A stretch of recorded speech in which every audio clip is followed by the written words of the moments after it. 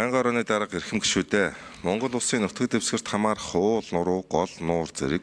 байгалийн физик газар зүйн объектын нэр, засаг захиргааны нутаг дэвсгэрийн нэгжийн нэр, хүний гараар бий болсон объектод оноосон нэрийг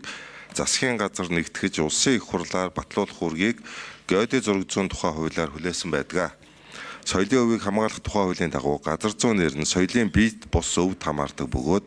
Монгол улсын 2005 оны Нэгдэн Орсын ЮНЕСКОгийн 2003 оны соёлын биед бус өвийг хамгаалах тухай конвенцсоор газар зүйн нэрийг хамгаалах үүрэгтэй. Мөн Монгол хэлний тухай хуулийн дагуу газар зүйн нэр Монгол хэл дээр батлагдаж ашиглагдах шаардлагатай юм а.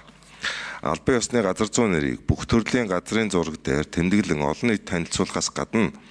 улсын хил, засаг захиргаа, нутаг дэвсгэрийн нэгжийн хил заагийг тогтоох, иргэн үйл хөдлөхөрөнгийн хаягжуулалт зэрэг олон чиглэлээр ашиглаж байна.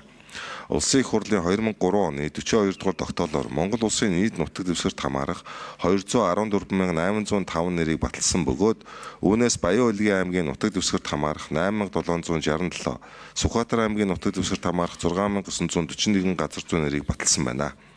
Гэвч дээрх газар зүйн нэрийн зарим нь монгол хэлнээс өөр хэлээр буюу орос, казак, туваад гэх мэт хэлээр нэрлэгдэж батлагдсан. Багийн нэрийг казак хэлээр нэрлэж батлуулсан зөрчил илэрсэн тул хээрийн болон суурин судалгаагаар Баян-Улгийн аймгийн 12 сумын нутаг дэвсгэрт хамаарах монгол хэлнээс өөр хэлээр баталсан 319 газар зүйн нэрийг тогтоож мөн 47 газар зүйн уламжлалт нэрийг шинээр тодруулсан байгааг улсын их хурлаар батлуулах шаардлагатай байна. Мөн Сүхбаатар аймгийн 13 сумын газар зүйн нэрийн тодруулалт мэдээллийн сан бүрдүүлэх ажлыг орон нутгийн төсвийн хөрөнгөөр 2021-с 2022 онд гүйцэтгэж батлагдаагүй орхигдсон уламжлалт 2020 газар зүйн нэр болон үгсхийн зөрүүтэй хэл бичгийн дүрмийн алдаатай батлагдсан 45 газар зүйн нэр байгааг тогтоосныг шинжлэн батлуулах шаардлагатай байна.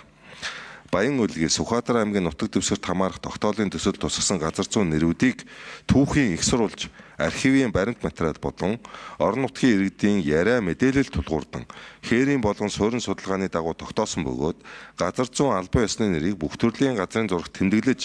олон нийтэд зөв нэрээр сурталчилан таниулж хэрэглээнд нэвтрүүлснээр үндэсний аюулгүй байдал тусгаар тогтнолын баталгаа авсан газар нутаг байгаль орчноо хадгалах, хамгаалахаас гадна хойч үедээ газар нутгаа хайрлан хамгаалах үзэл бодол төлөвчлийг өвлүүлэн үлдээхэд чухал ач холбогдолтой юм а.